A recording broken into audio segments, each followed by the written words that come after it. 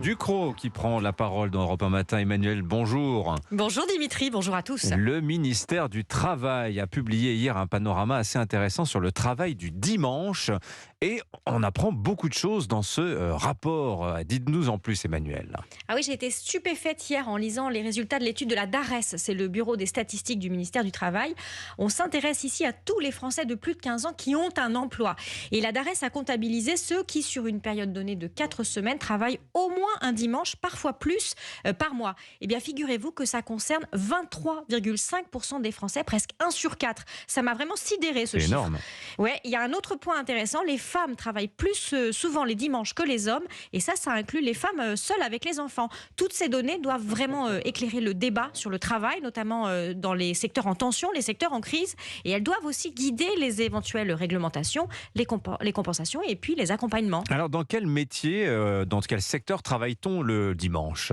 Alors, il y a des secteurs d'activité qui sont attendus, d'autres qui le sont moins. Attendus avant tout, les métiers de la santé avec un pic pour les personnels hospitaliers. 6 sur 10 travaillent le dimanche, ça n'est pas vraiment une surprise. Évident aussi les métiers en lien avec la protection, la sécurité des personnes et des biens, les policiers, les pompiers. Le travail dominical est pour eux une règle majoritaire, il concerne 54% d'entre eux. Surreprésentés aussi les personnels de l'hôtellerie, de la restauration, du tourisme. Plus de 4 sur 10 travaillent le dimanche, ça n'est pas vraiment une surprise non plus.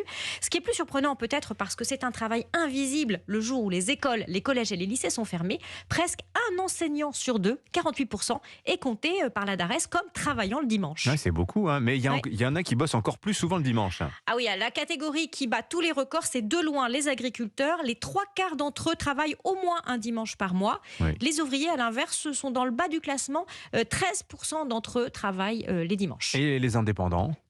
Ah ben alors ça, c'est vraiment un des enseignements de cette étude. Le statut du travail révèle de grandes différences face au travail du dimanche. Les salariés sont 20% à travailler un dimanche par mois, les indépendants 40%.